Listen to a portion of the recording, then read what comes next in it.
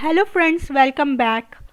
Today we are going to discuss carbon and its compound part 2, in which we are going to discuss about organic compounds.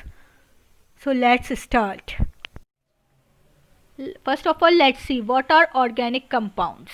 Organic compounds are those molecules that contain carbon and hydrogen bonds.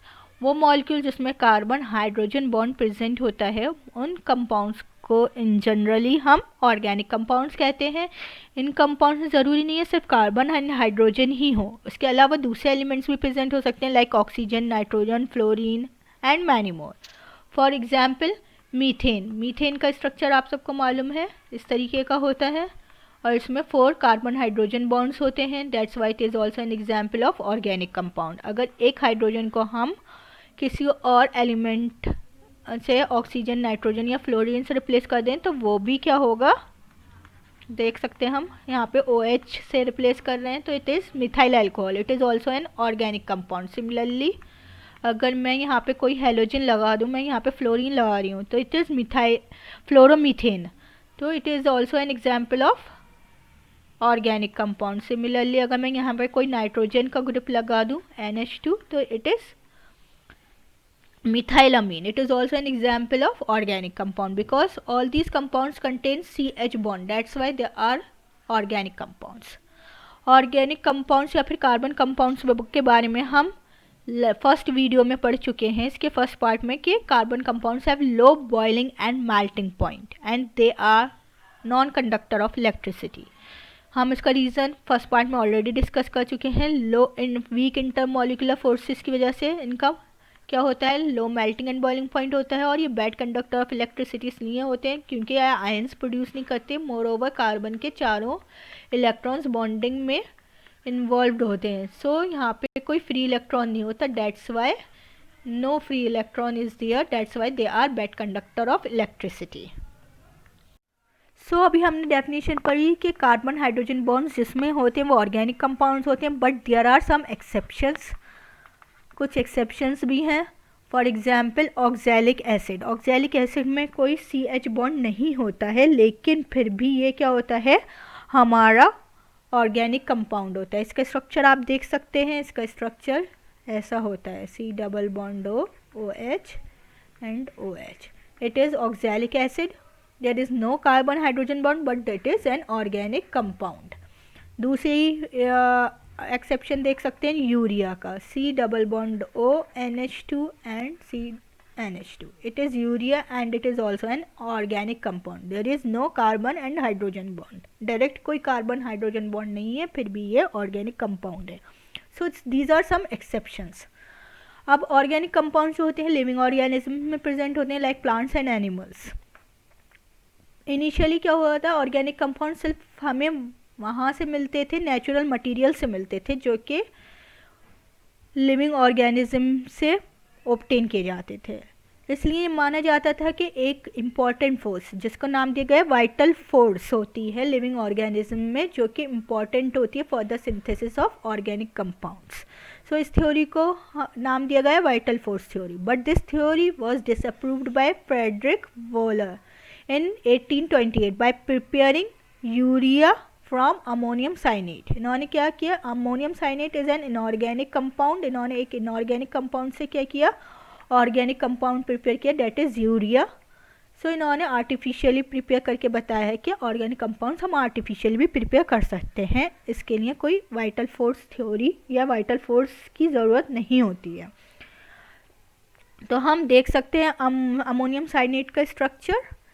It is like this. Ammonium ion is like this and N minus, here it is cyanate. So it is ammonium cyanate. इसको इन्होंने किस में convert कर दिया था, urea में. Urea का structure अभी मैंने बताया, ये होता है NH2 NH2. This is urea. So he prepared ammonium cyanate from, sorry, he prepared urea from ammonium cyanate. Let's see the reason for the large number of organic compounds. Organic compounds are million in number. So हमें देखना है कि ये इतने organic compounds का number इतना ज़्यादा क्यों होता है. It is due to the carbon. Carbon की दो प्रॉपर्टीज़ होती हैं जिसकी वजह से ऐसा होता है। पहला कैटिनेशन है, दूसरा टेट्रावैलेंसी है। इसको हम वन बाय वन डिस्कस करेंगे डिटेल में। पहला है कैटिनेशन। कैटिनेशन क्या होता है? कार्बन एटम्स की वो प्रॉपर्टी होती है जिससे वो एक दूसरे से मिलकर क्या बनाते हैं? लॉन्ग चेन्स या फिर रिंग्स बनाते हैं। इसी प्रॉपर्टी को हम क्या कहते हैं? कैटिनेशन कहते हैं। कार्बन एटम्स आपस में एक साथ जुड़कर स्ट्रेट चेन भी बना सकते हैं और ब्रांच्ड चेन भी बना सकते हैं। यहाँ पे आप देख सकते हैं ये कार्बन एटम्स एक दूसरे से लिंक है। ऐसे ही ये बहुत लंबी चेन बना सकते हैं, ये और एक्सटेंड भी हो सकती है like this and so on. और इस तरीके से ब्रांच स्ट्रक्चर भी बना सकते हैं, या फिर ये साइकिल की फॉर्म में भी हो सकते हैं जैसे कि आप यहाँ देख रहे हैं। तो इस प्रॉपर्टी को क्या कहते हैं? Self linking property of carbon is known as catenation. Next reason for large number of organic compounds is tetravalency.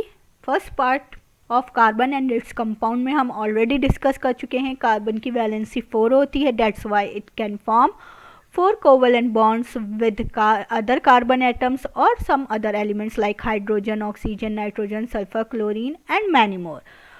तो हम देख सकते हैं कार्बन 4 कोवलेंट बॉन्ड बना लेते हैं, जैसे कि मीथेन में हम अगर इस हाइड्रोजन एटम को किसी अदर एलिमेंट से रिप्लेस कर दे लाइक क्लोरीन या फिर नाइट्रो NH2 ग्रुप से या OH ग्रुप, किसी भी ग्रुप से अगर रिप्लेस करते हैं तो नया कंपाउंड बनेगा और उसकी प्रॉपर्टी इस ग्रुप पे डिपेंड करेंगी।